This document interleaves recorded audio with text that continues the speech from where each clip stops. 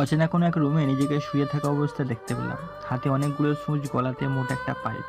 একটু সময় নিলেও বুঝতে পারলাম আমি কোনো হসপিটালের বেডে আছি, কিন্তু মাথায় টেনশন একটাই, আমাকে এখানে কে নিয়ে আসলো আর কীভাবে বা বেঁচে গেলাম।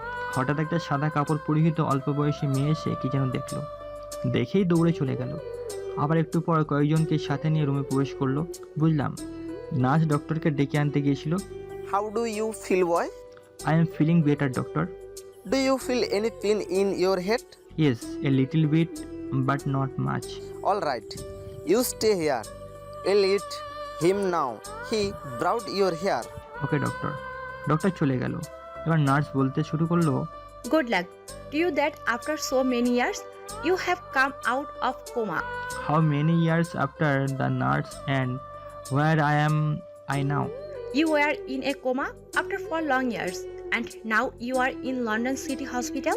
হু ব্রাউট me here? I don't know him, but he introduced you as his husband in the hospital. আমি কিছুই ভাবতে পারছি না, কেমন যেন মাথা ব্যথা শুরু হয়ে গেল। এটা বিষয় খুব ভাবাচ্ছি, আমি বাংলাদেশ থেকে লন্ডন কীভাবে এলাম আর কে নিয়ে এলো আমাকে? নার্স মনে হয় বুঝেছে, তাই বললো, You calm down now and try to use sleep. You are not completely safe. Okay. Nurse চলে গেল আর আমি ভাবছি কে হতে পারে সেই ব্যক্তি। সে কি আমাকে চেনে না? আর নিতে পারছি না, চোখ বন্ধ হয়ে এলো এমনিতেই। কিন্তু চোখে ঘুম নেই, পুরোনো স্মৃতি মনে পড়ছে বারে বার। আর সারা শরীরে রক্ত চলাচলের মাত্রা বৃদ্ধি পেতে শুরু করে দিয়েছে। কিছু বন্ধু নয় বেঈমানের জন্য আজ আমি কোথায়? আমার 4টা বছর নষ্ট, সেগুলো কি ফিরে পাবো? না। সময়ের স্রোত কখনো কারণ অপেক্ষাকৃত করে না, তেমনি আমিও ফিরে পাবো না, কিন্তু প্রতিশোধ তো নিতে পারবো, এটা ভেবে মুখে হাসি ফুটে উঠলো। ও হ্যাঁ, আপনাদের পরিচয় দেওয়া হয়নি, আমি তৌফিক। আপাতত এতটুকুই জেনে রাখুন। এখনো চোখ বন্ধ করে রয়েছি, এমন সময় অনুভব করলাম কে একজন আমার মাথায় হাত বুলিয়ে দিচ্ছে। তাই একটু চোখ খুলে দেখলাম মাথার কাছে কে একজন আছে। হ্যাঁ, একটা বয়স্ক মহিলা। তাই চোখ খুলে তাকালাম তার দিকে। তারপর, আসসালামু আলাইকুম আন্টি। হঠাৎ করে সালাম পেয়ে হয়তো তিনি কিছুটা ভয় পেয়েছেন, কিন্তু নিজেকে সামলিয়ে, ওয়ালাইকুম আসসালাম। তা বাবা, তুমি এখন কেমন বোধ করছো? আন্টি আমি আল্লাহর রহমতে সুস্থ। আলহামদুলিল্লাহ। আমার ছেলেটা তাহলে এখন সুস্থ? জি, কিন্তু আমার কিছু প্রশ্নের জবাব দিতে হবে আপনাকে। আমার ছেলের সব প্রশ্নের উত্তর আমি দিতে রাজি আছি। বলো, কি প্রশ্ন করতে চাও? আসলে আমার তো বেঁচে থাকার কথা নয়, ওরা আমার যে অবস্থা করেছিল, তাহলে বাঁচলাম কীভাবে? আর আপনি আমাকে পেলেন কই? আন্টি মৃদু হেসে বলল, পাগল ছেলে, তোমার হায়াত ছিল তাই বেঁচে গেছো। আর দ্বিতীয়ত, আমি তোমাকে নিয়ে আসিনি, আমার একমাত্র মেয়ে উমাইরা তোমাকে নিয়ে এসেছে, তারপর নিজেই তোমার চিকিৎসা করেছে। বুঝলাম, কিন্তু পেলেন কই আমায়? তোমাকে আমার মেয়ে বাংলাদেশের চট্টগ্রাম পতেঙ্গা সমুদ্র বন্দরে কিনারায় পেয়েছিল। সেখানে তোমার দেহ দেখে সবাই ভয় পেয়ে গিয়েছিলাম, কিন্তু আমার মেয়ে তোমাকে একটা নাবিকের সাহায্যে জরুরি একটা অ্যাম্বুলেন্সে এখানে নিয়ে আসে, তারপর নিজে চিকিৎসা করে। আন্টি আপনারা আসলে যা করলেন তার কোনো জবাব নেই। সত্যি আন্টি, আপনারা অনেক ভালো। আন্টি কিছুটা রেগে বলল, এই এত কিসের আন্টি আন্টি করছিস? আমি তোর মুখ থেকে মা ডাক শুনতে চাই। আমার তোর মতন ছেলে ছিল, এই দেশের সৈনিক, কিন্তু যুদ্ধে মারা গিয়েছে। তারপর তোকে দেখে আমার খুব ভালো লাগে, তাই তো তোকে আমার নিজের ছেলের চেয়েও বেশি ভালোবাসি আর সেবা করেছি। আর তুই কি না আমাকে আন্টি বলিস? মা বলবি, মা। আন্টি চোখের পানি দেখে নিজেকে সামলানো কষ্টকর, তাই মা। আমার সোনা বাবা, আমি তোর মা, জন্ম দিইনি, মা না হলেও তোর মা। মা আমি বাংলাদেশ যাব। যাবি, তবে তোর সব কিছু পাসপোর্ট ভিসা করতে হবে। আর বড় কথা, তোর হবু বউ এখনো আসেনি, সে একটা অপারেশনে দেশের বাইরে গিয়েছে, তাই এখন এখানে থাকতে হবে। ও বউ মানে? হ্যাঁ রে, আমার মেয়েটা তোকে ভালোবাসে, তাই ওর সাথে তোর বিয়ে দিব। কি করবি না বিয়ে? তুমি যদি খুশি হও তো সব করবো। এই না হলে আমার জামাই প্লাস ছেলে, তা একটা সারপ্রাইজ আছে আমার ছেলের জন্য, সে কি সেটা দেখবে না? সারপ্রাইজ তো কি, সেই সারপ্রাইজ দেখাবো। মা কিছু না বলে আমার সামনে আয়না ধরলো। সামনে তাকিয়ে অবাক, এটা কে? আমার চেহারা এমন কেন? কার চেহারায় আমি আছি? বিস্ময়কর দৃষ্টিতে মায়ের দিকে তাকালাম। মা কিছুটা হেসে বলল, এই তোর সারপ্রাইজ, আর তোর চেহারাটা আমার মেয়ে মনের মতন করে দিয়েছে। তার স্বপ্নে রাজকুমার করে তুলেছে তোকে। বাহ, তাহলে তো বেশ ভালোই হলো। শালা প্রতিশোধ তোদের সামনে থেকে নিব, যেমন তোরা করেছিলি। কেমন লাগছে তোকে? একদম রূপ করা রাজকুমারদের মতো। বাবা এখন ঘুমাও, আমি আসি, তোমাকে নিয়ে যাওয়ার ব্যবস্থা করি। আগামীকাল তোর মুখের মধ্যে থেকে একটা পাইপ বের করবে, তখন নিজে হাতে খাইয়ে দিব, কেমন? ঠিক আছে। মা চলে যেতে নিবে অমনি ডাক দিলাম, মা। মা ডাকটার সময় দ্রুত আমার দিকে তাকালো, তারপর কিছু বলবি বাবা? আমার বাংলাদেশে যাওয়ার ব্যবস্থা করবে তো? মা কিছুটা হেসে, করবো, তবে তোর বউয়ের থেকে আগে অনুমতি নিতে হবে, তারপর। মা চলে গেল। আমিও শুয়ে পড়লাম। একটু পর নার্স এসে আমার কিসের জন্য ইঞ্জেকশন পুশ করে চলে গেল। আস্তে আস্তে ঘুমিয়ে পড়লাম। এদিকে বস, 4 বছর তো হলোই, তবু আপনি একটা লাশকে খুঁজে পাচ্ছেন কেন সারা দেশে? তুই হয়তো ভুলে গেছিস ওকে কেন খুঁজছি আমরা। তোদের একটা ভুলের জন্য ও যদি ও বেঁচে যায় তো আমাদের কি হবে ভেবেছিস? আরে বাবা, এত ভয় পাচ্ছ কেন? তোমার মেয়ে আছে না, শালাকে এবার বাঁচিয়ে গেলেও দ্বিতীয়বার বাঁচবে না। হ্যাঁ রে মা, কিন্তু এই দিহান কি করেছো? মেরে লাশ ফেলে দিল নদীতে। আরে ওকে দাফন করলেই তো হতো, আর টেনশন থাকতো না। এই বাংলাদেশে আমি আমার সাম্রাজ্য তৈরি করব, যার রাজকন্যা হবে আমার মামনি দিয়া। আচ্ছা বস, আপনি কি শিওর? কি করে হচ্ছে যে কি এখনো বেঁচে আছেন? জানি না, তবে কেমন যেন মনে হচ্ছে ও আসবে। হ্যাঁ আসবে, আবারও আসবে ও। বস, আসলে ওর সামনে ওর মাকে মেরে দেবে। শালি 4 বছর ধরে আমাদের খাবার খাচ্ছি। এটাই তো আমাদের মূল অস্ত্র, কিংকে দমানোর। যা তোরা আর দিয়া মামুনি তুমিও যাও। আরেক দিকে আর কতভাবে পালিয়ে বেড়াবো? আর কত? আমাদের ভাইটাকে তো নির্মমভাবে হত্যা করেছে ওই মিশা, এখনো বেঁচে আছে। এর চেয়ে বড় কষ্ট আর কি হতে পারে বল? ভাই, আপনি কি ভুলে গেছেন কিংকে মারতে হলে সামনে থেকে মারতে হয়? আর আমাদের কিংকে তো ধোকা দিয়ে মারা হয়েছে। আমার মনে হচ্ছে বয়স আমাদের কিং এখনো বেঁচে আছে এবং আসবে। হ্যাঁ, তিনি আসবে বস। এইসব এতিম বাচ্চাদের জন্য হলেও তিনি আসবেন। হ্যাঁ, সিয়াব আসবে, আমাদের কিং আসবে। তখন কিং আসবে, পুরো দেশে রক্তের বন্যা হয়ে পড়বে। ভাই, আমাদের কিং কখনো আমাদের ছেড়ে যেতে পারে না, জানেন তো? আমাদের কিংয়ের হাজার রং রয়েছে, শুধু মিশার ওপরের রংটাকে মেরে নিচে ডেভিল সাওয়াকে জাগিয়ে দিয়েছে। হ্যাঁ রে, সাকিব চোখের পানি ছেড়ে দিয়ে বলল, ভাই, এখন সবাইকে খাবার দিন। আজ যে আমাদের কিংয়ের নিখোঁজ হওয়ার 4 বছর পূর্ণ হলো। সাকিব আর সিহাব চোখের পানি মুছে খাবার দিতে লাগলো, সাথে আরও 50 জনের বেশি ক্রু। এদিকে আমি পরম শান্তিতে একটা চোখ বন্ধ করে ঘুমিয়ে গেলাম। ঘুমিয়েছি কি জানি না, তবে আমি সব কিছু শুনতে পারছি। কেউ একজন বলছে, বাবা তুই কোথায় গেলি? আমাকে এখান থেকে বের কর বাবা, আমি যে কষ্টে আছি। হঠাৎ চোখ খুলে মুখ দিয়ে বেরিয়ে এলো মা। আমি তো ভুলে গিয়েছিলাম আমার মাকে তো বাঁচাতে হবে। না না, আমার ঘুমালে চলবে না, না কিছুতেই না। আমার চিৎকার শুনে হঠাৎ কালো বোরকা পরিহিত একটা মেয়ে রুমে এলো। বয়স মোটামুটি আমার সমবয়সী, কিন্তু সে আমার ছোট হবে। ভালো করে তাকিয়ে দেখলাম মেয়েটির চোখে আনন্দের আভাস, আর কিছুটা ভয়াক্ত হয়ে আমার পাশে এসে বসলো। আসসালামু আলাইকুম। ওয়ালাইকুম আসসালাম। মুখ দিয়ে আপনি আপ বের হয়ে গেল, এত সুন্দর কণ্ঠ, আহ, প্রাণটাই চড়িয়ে গেল। আমি ডক্টর মোসাম্মদ হুমায়রা খাতুন। একটু আগে আপনি চিৎকার করলেন কেন? আপনার কোনো অসুবিধা হচ্ছে কি? জি মিস, আমাকে একটু মাথা ব্যথা আর একটু আগে দুঃস্বপ্ন দেখেছি, তাই ঘুমের ঘোরে হয়তো চিৎকার দিয়েছি। হুবাইরা মনে মনে কি যেন অনেকক্ষণ বিড়বিড় করে, আমার দিকে 3 বার ফোঁ দিল। বুঝলাম আয়াতুল কুরসি পড়লো। বুঝেও জিজ্ঞেস করলাম, তা কি হলো? হুবাইরা আমার দিকে লাজুক ভঙ্গিতে তাকালো, তারপর বলল, আপনার উপর শয়তান ভর করেছে, আর সেই শয়তানই আপনার মনকে ভরকে দিচ্ছে, আপনাকে হতাশায় ফেলতেছে। তাই আমি আয়াতুল কুরসি পড়ে আপনাকে ফু দিয়ে দিলাম, যাতে শয়তান চলে যায়। তা আপনাকে তো দেখতে পারলাম না এখনো। দেখাবো মিস্টার কিং, দেখাবো, তবে সেটা সময় হলেই। কিং? কিসের কিং? এই শুনুন, আমার কাছ থেকে লুকিয়ে লাভ নেই, আমি সবই জানি। আমি বাংলাদেশে 1 মাস ছিলাম, আর সেই 1 মাসে আপনাকে আমি চিনে ফেলেছি। কিন্তু আপনাকে এমন করে ফেলে চলে গিয়েছে কে? তার মানে আপনি আমার হবু বউ, তাই তো? জি হ্যাঁ, ঠিক ধরেছেন। আমি আপনাকে বিয়ে করতে চাই। করবেন আমাকে বিয়ে? হুবাইরা, তুমি সবই জানো, তবুও কেন আমার জীবনে আসতে চাও? দেখুন, আমি আপনাকে পছন্দ করি, আর বেশিরভাগ পছন্দ করি আপনার কাজকে। আমি শুনেছি আপনি কিং হয়েছেন একটা কারণে, আর সেটা হলো এতিম আর সুবিধাবঞ্চিত লোকদের সাহায্য করার জন্য। ও, তার মানে আপনি আমার কাজকে ভালোবাসেন, আমাকে নয়। জি, ঠিকই ধরেছেন।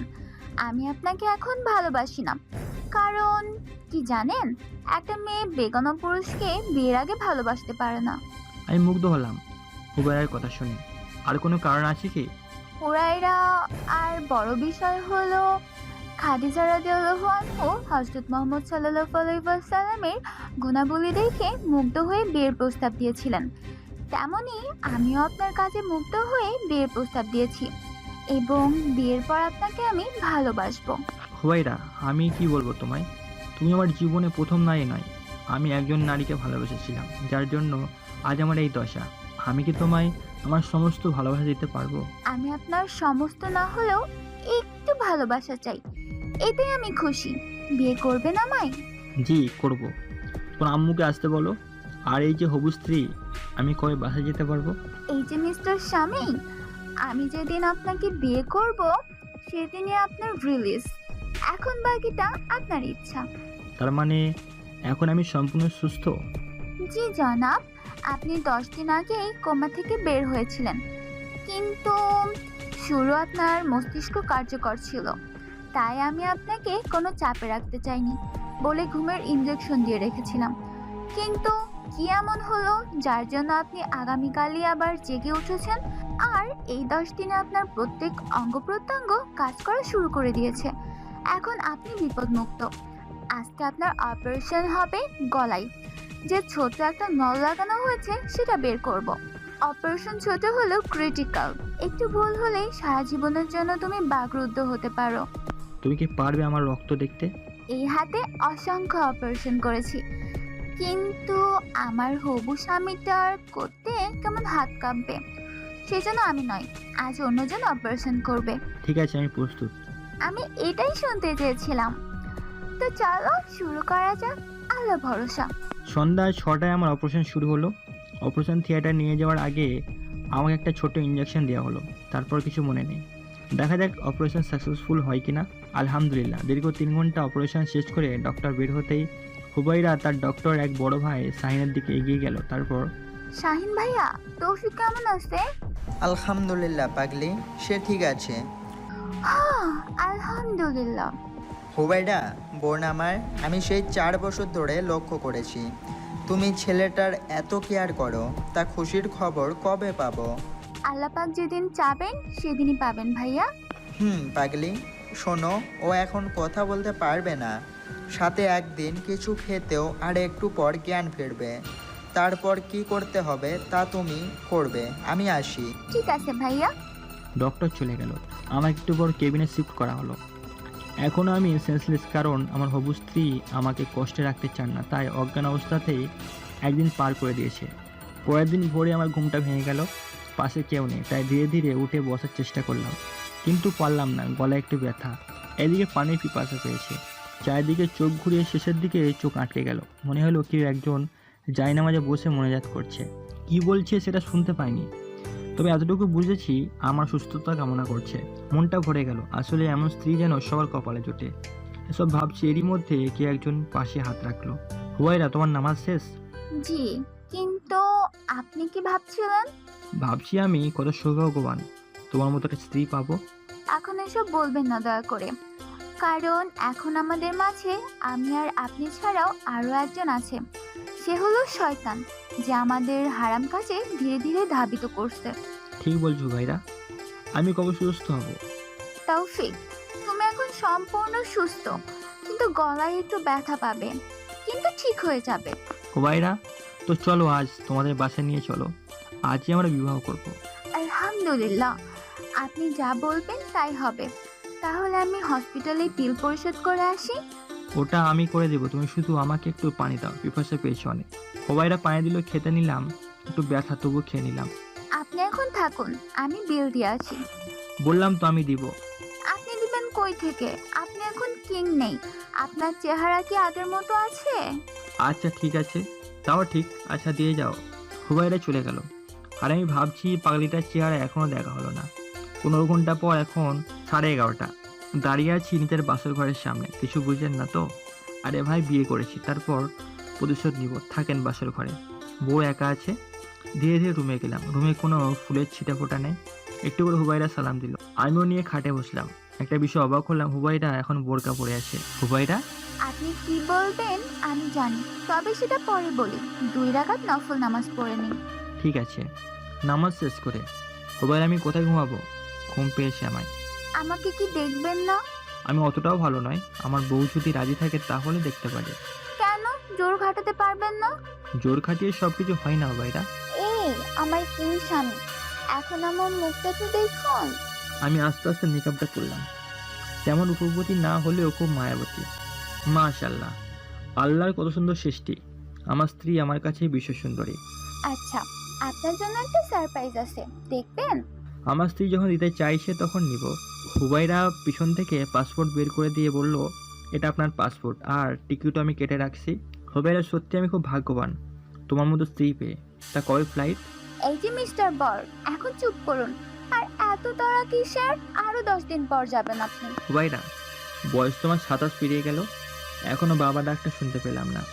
ডাক কি এমনি এমনি শোনা যায়? কষ্ট করতে হয়, কিন্তু আপনি তো সেটা কিছুই করছেন না। ভীতু একটা। তাই তো দেখো তোমার ভিতর কি করতে পারবে। বাকিটা ইতিহাস। পরের দিন ব্রেকফাস্টের পর হুবাইরা ডাকতে এলো। তৌফিক, উঠো প্লিজ, দেরি হয়ে যাচ্ছে। খাবে চলো, তোমার ঔষধ খেতে হবে। হুবাইরা প্লিজ আমার পাশে ঘুমিয়ে পড়ো। তৌফিক, এবার কিন্তু রেগে যাব। কাল রাতে কি করেছো মনে আছে? রাক্ষস একটা, উঠো। কি আর করার, উঠতে বাধ্য হলাম। দেখতে দেখতে 10টা দিন চলে গেল। এখন আমি এয়ারপোর্টে দাঁড়িয়ে, পাশে হুবাইরা আর আমার শাশুড়ি। হুবাইরা, তোমরা আগের ফ্লাইটে যাবে আর তোমাদের বাসায় চলে যাবে, ভুলেও আমার সাথে যোগাযোগ করবে না। ঠিক আছে, আর তুমি কই থাকবে? হুবাইরা, আমি থাকবো কোথায়, তবে তোমার আশেপাশে আর সুযোগ হলে তোমার সাথে দেখা করতে যাব। তৌফিক, সাবধানে থেকো। আমি আলতোভাবে হুবাইরাকে জড়িয়ে ধরে ভালোবাসা পরশ এঁকে দিলাম। তারপর হুবাইরার শাশুড়ি চলে গেল। আমিও যাব, তবে আমার ফ্লাইট 1 ঘন্টা পরে। এই কয়দিনে আমি একটা ফোন কিনেছি আর অনেক কষ্টে আমার ফোনের লোকেশন ট্র্যাক করেছে, যে এখন দেখাচ্ছে বাংলাদেশের বগুড়া সদর জেলার আশেপাশে। তাই ঠিক করলাম আমি নিজের শহরেই পা দিব। একটু পর স্পিকার অ্যানাউন্সমেন্টে বলে দেওয়া হলো, বাংলাদেশের দ্বিতীয় ফ্লাইটে আর 10 মিনিট বাকি, আপনারা দয়া করে বিমানে উঠুন। কথায় আছে, সময় ও স্রোত কখনো কারোর জন্য অপেক্ষা করে না।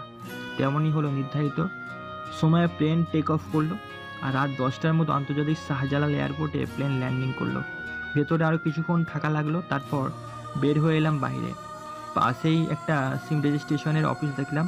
বহু কষ্টে আর টাকা খাইয়ে নিজের পুরনো সিমটা তুলে নিলাম আর আগেরটা বন্ধ করে দিলাম। ফোনটা চালু করে একটা সিক্রেট নাম্বার ডায়াল করে ফোন দিলাম। Hello Jack. জ্যাক, তুমি হয়তো ভুলে গেছো আমি কে। এসব রাখো, এখন বলো সাকিব আর সিয়াব কেমন আছে। শুনে ভালো লাগলো। তা দিহানকে কই পাবো? ওকে, তুমি এক কাজ করো, আমার রিভলভারটা পাঠিয়ে দাও। সময় 30 মিনিট। এখন তোমার সময় শুরু হলো বলে ফোনটা কেটে দিলাম। কিছুক্ষণ পর কয়েকটা ছেলে পেলে এসে আমাকে ঘিরে ধরলো। তারপর, এই তোর কাছে কি আছে দেহ নয়তো। ওকে ওকে, কুল ডাউন, চলো বসে কথা বলি। এই তুই জানিস আমরা কে? আমরা শারনের লোক। চিনিস তুই শারনকে? পেছন থেকে একজন বলে উঠলো, তুই কি চিনিস ওকে? পেছনে তাকিয়ে আমি অবাক। আর এ তো শিহাব ভাই, আপনাকে তো এই এলাকায় আগে দেখিনি। জি ভাই, আমি লন্ডন থেকে এসেছি ঘুরতে, কিন্তু আমার ড্রাইভার আমার সব কিছু নিয়ে পালিয়ে গেছে। ও, এই শহরে এমনই হয়। ওই চামচা, তুই কি ভুলে গেছিস কিং নেই আর তুই এসেছিস আমাদের কাজে বাধা দিতে? সাহস তো কম না তোর। এই শোন, আমাদের কিং আসবে, খুব শীঘ্রই আসবে। এখন তোরা যা, নয়তো।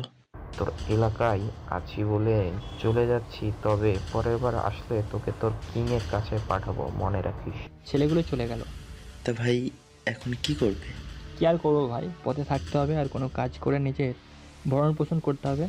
ভাই আমি আছি, আপনি নিশ্চিন্তে আমাদের সাথে আসুন, আমাদের সাথে থাকবেন। আমি একটু সিয়াবকে বাজিয়ে দেখতে চাইলাম, তাই বললাম, ভাই আপনি কি কিংয়ের লোক ছিলেন? সিয়াবের মুখটা কেমন বেদনায় ছেয়ে গেল। তারপর, হ্যাঁ ভাই, ছিলাম, এখনো আছি। আমাদের একটা ভাইটা যে কবে আসবে, বেঁচে আছে কিনা তাও জানি না।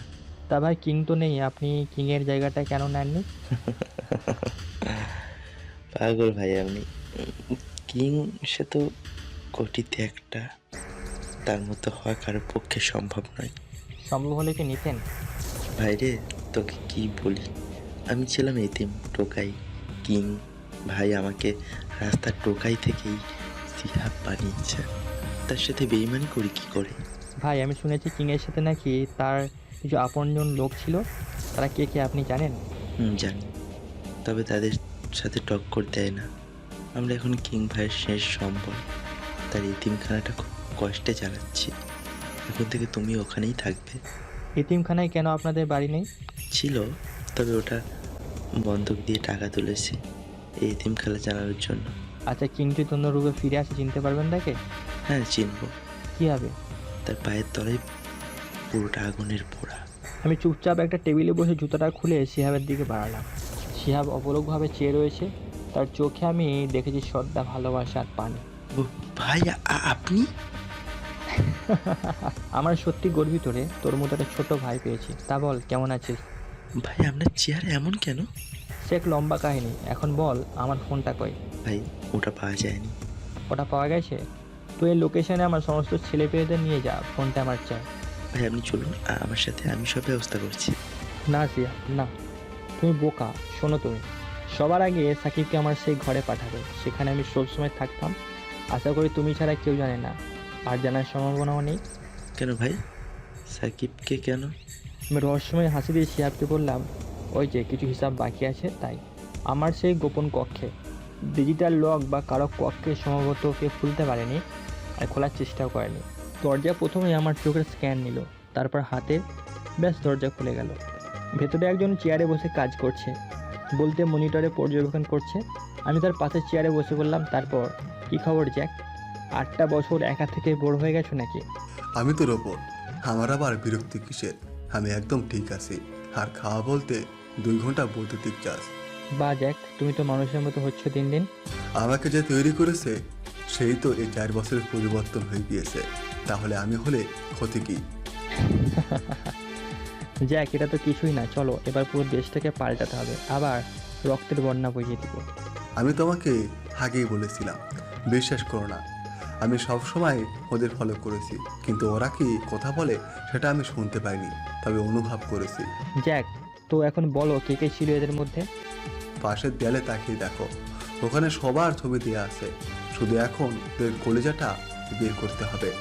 জ্যাক, আমি মাঝে মাঝে অবাক হই, আমি তোমাকে বানিয়েছি কিন্তু তুমি আমার চেয়ে উপরে উঠে গিয়েছো।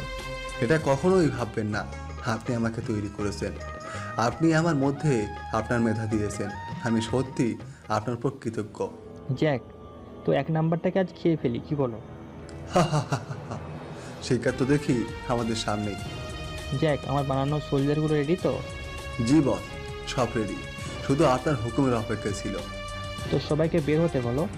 জ্যাক একটা লাল বোতামে চাপলো, সাথে সাথে পাশের ঘর দরজা খুলে বের হয়ে আসছে আমার বানানো সব রোবট, দেখতে অবিকল মানুষের মতো। জ্যাক, তো এদের পাঠিয়ে দাও, আজ হয়ে গেলে তুমি শুধু আমায় একটা এসএস দিও।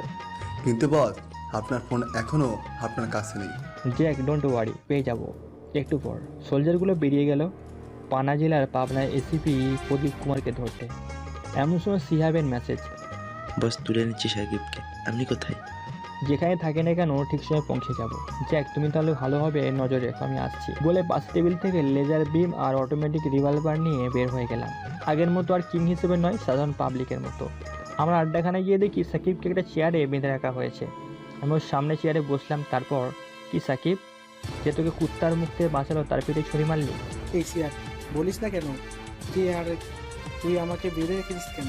এটা হলো আমাদের কিং তৌফিক। কি কিং বেঁচে আছে? এটা কিভাবে সম্ভব? আমি তো বলতে গিয়ে চুপ হয়ে গেল।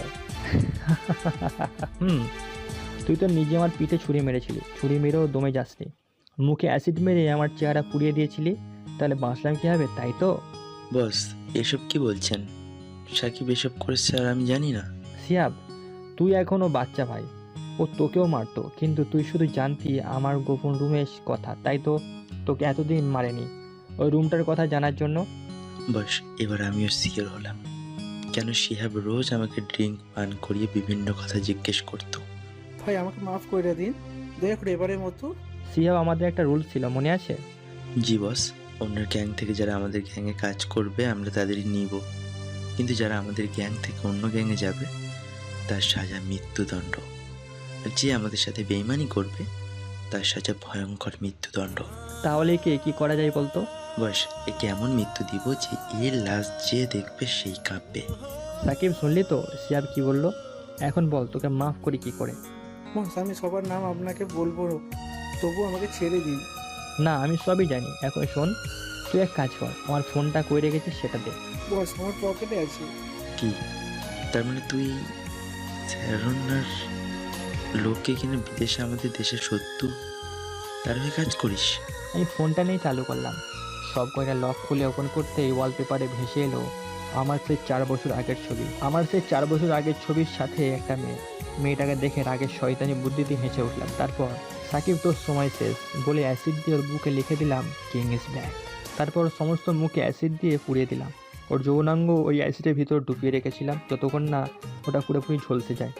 লাস্টে দেখলাম শালা নিস্তেজ হয়ে যাচ্ছে, সাথে সাথে রিভলভার দিয়ে পুরো দেহ শ্যুট করতে লাগলাম। শেষে লেজার বিম দিয়ে পরপর চোখ দুটো গলিয়ে দিলাম। ব্যাস, ওর প্রাণ ভোমরা উড়ে গেল কোনো দূর অজানায়। বস এখন একে কি করব? স্যারনের আড্ডাখানার সামনে রেখে আসবি। ঠিক আছে বস। কয়েকজন ছেলে পেলে এসে নিয়ে গেল আর আমি চলে আসলাম আবার সেই গোপন কক্ষের জ্যাকের এখানে। বস কাজ হয়েছে, ওরা ওখানে রয়েছে, আপনি কি যাবেন ওখানে? যাবো। তুমি আমার সমস্ত বুলেট প্রুফ গাড়িগুলো বের করো।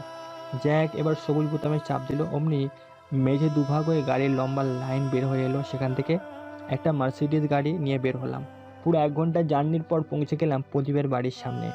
বাড়িতে যেতেই সবগুলো সোলজার আমাকে সম্মান জানালো। তারপর নিয়ে যেতে লাগলো প্রদীপের সামনে। গিয়ে দেখলাম ওখানে প্রদীপ আর ওর স্ত্রী, একটা নেশাখোর আর খুদে মাস্তান ছেলে। কি প্রদীপ, তুই যদি কি ভালো দিচ্ছিস তা তোর বউটা তো সে খেতে দিবি, তাহলে বেঁচে যাবি। তা তুই জানিস আমি কি? আমার বউয়ের দিকে চোখ তুলিস, একবার খালি খুলে দে, তোকে চিড়ে ফেলবো। আমি টেনে হিঁচড়ে নিয়ে গিয়ে চেয়ারের সঙ্গে বেঁধে দিলাম আর সে চিৎকার করছে, বাঁচাও বাঁচাও, ছেড়ে দে বলছি, ছেড়ে দে। ছাড় আমার বউকে। তাই নাকি? তো দেখ কি করি। যদিও আমি হিন্দুদের সম্মান করি, তারাও মানুষ, তবুও তোর বউ মাল একটা বলে প্রদীপের সামনে ওর বউয়ের এক হাতের একটা আঙুল ধারালো ছুরি দিয়ে কেটে দিলাম। কেন রে, তুই তো নিজেই তোর ছেলেকে সাহায্য করতি তোর বাড়ির কাজের মেয়েকে ধর্ষণ করতে, এখন দেখ কেমন লাগে। এমনভাবে শালির প্রত্যেকটা আঙুল কাটলাম। সে সহ্য করতে না পেরে মারা গেল। আমার রাগ তুও মিটল না। কি বউ নিয়ে এসেছিস, মরে গেল, এখন বল তোর কি করব? আমি কি করেছি দাদা, আমাকে ছেড়ে দিন। আচ্ছা, তোকে ছাড়ার আগে তোর ছেলের ব্যবস্থা করি। ইসরায়েল সোলজারকে অ্যাসিড দিয়ে আসতে বললাম। তারপর সেই অ্যাসিড প্রদীপে ছেড়ে সমস্ত দেহে মেরে দিতে লাগলাম। শেষে ওর যৌনাঙ্গ অ্যাসিডে ডুবিয়ে রাখলাম। না জানি এর জন্য কত মেয়ের সর্বনাশ হয়েছে। সোলজার তোমরা শুরু করো। এখন আমি প্রদীপকে দেখছি। বলার সাথে সাথে প্রত্যেক সোলজারের হাতগুলো বিভিন্ন অস্ত্রে পরিবর্তন হতে লাগলো। কারো হাতের দা, কারো হাতে AK-47, আবার কারো হাতের ড্রিল মেশিন। মিনিটের মধ্যে সালার অঙ্গ প্রত্যঙ্গ কেটে টুকরো টুকরো করে ফেলে দিল। আচ্ছা প্রদীপ, কিং কি তোর কোনো ক্ষতি করেছিল যে তুই তার বাবাকে ক্রস ফায়ার করলি? আপনি কে আর এসব জানেন কি করে? আমি তৌফিক রে, তৌফিক, চিনতে পেরেছিস? চেহারাটা পাল্টিয়েছে কিন্তু প্রতিশোধের আগুন একই রয়ে গেছে। ভাই আপনার টাকা লাগলে নিন, তবু আমাকে ছেড়ে দিন। কত কোটি আছে? 100 কোটি। আপনি পুরোটাই নিন, তবু আমাকে ছেড়ে দিন। টাকা কই আছে? জি, আমার বেডরুমে নিচে, এখানে সব টাকা রয়েছে। ক্রাশ। শোন, তোকে আমি বাঁচিয়ে কি করব? যা, তোকে একেবারে জন্য মুক্তি দিলাম, আর খুব শীঘ্রই তোর সহযোগীদের তোর কাছে পাঠাবো। এর শরীরও একটা কথা লিখে দিলাম, কিং ইজ ব্যাক। তারপর প্রত্যেক অঙ্গে ক্রস ফায়ার করে সোলজারদের স্যারনের আড্ডাখানার সামনে ঝুলিয়ে দিতে বললাম, আর সাথে পুরো বাড়িটাকে উড়িয়ে দিতে বললাম, এবং সব টাকা নিয়ে গরিবদের মাঝে বিলিয়ে দিতে বললাম। পরের দিন আমি আর জ্যাক বসে রয়েছি মনিটরের দিকে, যেখানে ব্রেকিং নিউজ দেখাচ্ছে আজকে পুরো শহরে 2টো খুন হয়েছে এবং একই জায়গাতে। গোপন সূত্রে জানা গেছে ফরেনারের ড্রোন শ্যারনের সাথে এই দুজনের নেটওয়ার্ক ছিল এবং এদের শরীরে একটি ক্লু রেখে গিয়েছিল, কিং ইজ ব্যাক। তাহলে কি কিং আবারও ফিরে এসেছে? বিস্তারিত জানতে আমাদের সাথে থাকুন। এবার দেখছেন খেলার খবর। মনিটর থেকে চোখ সরিয়ে জ্যাক, তো ব্যবস্থা করো ঢাকা বিশ্ববিদ্যালয়ের সব কিছু। আমি আগামীকাল চলে যাব ওখানে। মনিটর আর কিবোর্ডে টাইপিং করতে ব্যস্ত হয়ে গেল। আমিও বের হয়ে পড়লাম আমার মায়াবতীকে দেখতে। কলিং বেল না বাজতে দরজা খুলে গেল। সামনে তাকিয়ে দেখলাম হুবাইরা দাঁড়িয়ে, তাই মুচকি হেসে বললাম, কি হলো? কলিং বেল না বাজাতেই খুদ দিলে যে? আমার মনটা বলে দিয়েছিল আমার রাজকুমার এসে গেছে, তাই তো খুলে গেল। ক্ষুধা পেয়েছে, এখানে রাখবি আমায়? হ্যাঁ, রাখবো। 2 দিন পরে মনে পড়লো। আমি হুমাইরাকে কোলে নিয়ে ভিতরের ড্রয়িং রুমে গেলাম। তারপর, বউ আমার রাগে কেন? আমি তো কাজে ছিলাম। ঠিক আছে, মানলাম। আচ্ছা বস, আমি খাবার আনি। হুমাইরা চলে গেল। একটু পর বিরিয়ানি আর কষা মাংস নিয়ে আসলো। তারপর নিজে হাতে খাইয়ে দিল। আমিও দিলাম। খাওয়া শেষে মায়ের রুমে গেলাম। তারপর নিজে হাতে খাইয়ে দিল। আমিও দিলাম। খাওয়া শেষে মায়ের রুমে গেলাম। তিনি বসে আছেন মুখ গোমড়া করে। কি হয়েছে আমার শাশুড়ি আম্মুর? কিছু হয়নি। আর আপনি কে? আম্মু, রাগ করো না, আমাকে 2 মাস সময় দাও, তারপর একসাথে থাকবো আমরা। সত্যি বলছিস তো? জি। আচ্ছা হুমায়রা, রুমে যাও, আজ আর যেতে দিব না। ঠিক আছে, তবে আগামীকাল যাওয়া বলে বেরিয়ে এলাম। হুমাইরা দেখি সোফায় বসে আছে, তাই ওর কাছে গিয়ে, ম্যাম আমার ঘুম পেয়েছে। তো ঘুমাও, ঘর তো আছে। ঘর তো আছে, কিন্তু কোল বালিশ নেই। কে বলেছে নেই? আছে রুম, গিয়ে দেখুন। আমি মুচকি হেসে কোলে নিয়ে নাক টেনে বললাম, আছে। তবে আমার ওটা না, আমার খুব জীবন্ত কোল বালিশ চাই, যে আমার ঘুম পাড়িয়ে দেবে। শুধু নিজেরটা ভাবো, আমারটা কে ভাববে? আমি যে 2 দিন একা ছিলাম। আচ্ছা এখন বাদ দাও, চলো একটা ম্যাচ হয়ে যাক। তারপর লাইট অফ। পরের দিন খুব কষ্টে আর লুকিয়ে বাড়ি থেকে বের হয়ে এসেছি, যাতে কেউ না দেখতে পায়। একটু পর আমার সেই গোপন রুমে আসলাম, যেখানে জ্যাক ছিল। আমি ঢুকতেই জ্যাক বলে উঠলো, বস, আপনার পেছন কালকে 2টা ছেলে ঘুরঘুর করছিল এবং আপনার বাড়ি পর্যন্ত গিয়েছিল। আপনাদের এটা বলি, আমি একটা ক্যামেরা বানিয়েছি যেটা একদম যান্ত্রিক মশার নেয়। এগুলো প্রায় পুরো 10,000 রয়েছে, যা সারা দেশের সব জায়গায় ছড়িয়ে দিয়েছি। বুঝলাম। তার লোকেশন কই? বগুড়া সদর hospital road, godown number 221। Good job Jack, তো সোলজারকে পাঠিয়ে দাও, আমি আসছি। বস, আমি আগে থেকে সব ঠিক করে রেখেছি। যতে হোক এতদিনের অভিজ্ঞতা, আপনার যা প্রয়োজন সবই জানি। আমি মুচকি হেসে পকেট থেকে ফোনটা নিয়ে হুবাইরাকে ফোন দিলাম। হুবাইরা, তুমি বাড়িটা পাল্টে ফেলো। এই বাড়ি ছাড়া আমাদের আর বাড়ি নেই। চিন্তা নেই, আমি কিনে নিয়েছি। বাড়ির ঠিকানা বগুড়া সদর 003 কলেজ রোড। ওখানে কেয়ারটেকারের থেকে চাবি বুঝে নিবে, কেমন? তুমি আসবে না? হ্যাঁ, তবে এখন নয়, মিশন শেষ হলে। ভালো থেকো, আল্লাহ হাফিজ। হুবাইরা মন খারাপ করে ফোনটা কেটে দিল। জ্যাক, নজর রেখো, আমি আসছি। যেহেতু সব কিছু বলতে রিভলভার আর লেজার বিম আগেই ছিল।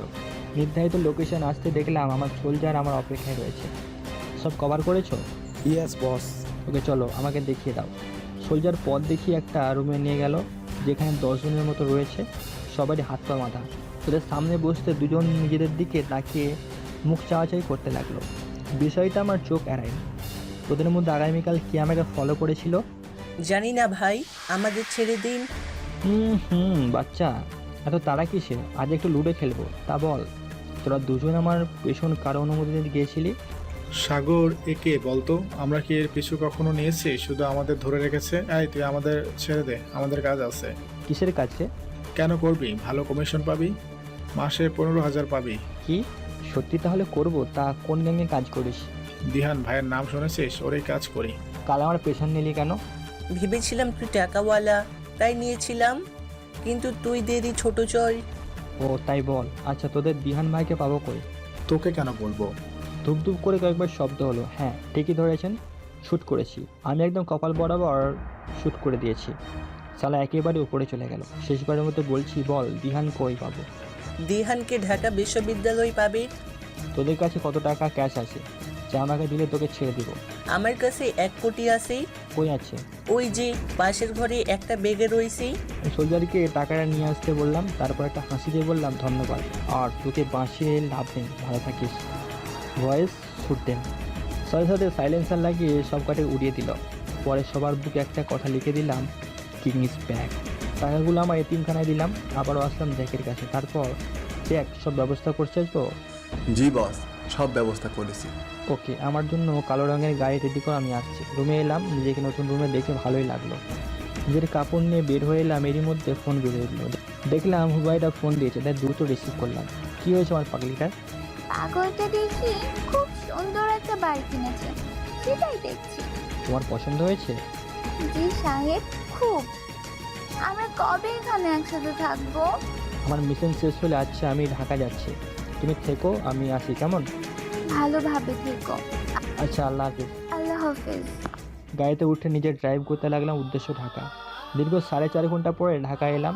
প্রথমে একটা বাড়ি নিলাম, নিয়ে সব কিছু দেখে বের হলাম বাইরে হোটেলে রাতের খাবার খাওয়ার জন্য। ওয়েটার। জি স্যার, বলুন কি লাগবে? বিরিয়ানি আর কোক নিয়ে এসো। আর কিছু স্যার? না। Okay sir. খাবার নিয়ে আসেনি, তবে কোক নিয়ে গিয়েছে। আমি হাত বাড়িয়ে নিতে যাবো, অমনি কেউ সেটা নিয়ে চলে গেল। মাথা উপরে করে তুলে দেখলাম কয়েকটা ছেলে। কিরে, কোক নিলি কেন? এই তুই চিনিস আমার কলার ছাড়। কেন বে শালা, তোকে তো কলার ছাড়। ছাড়বো না। কি করবি?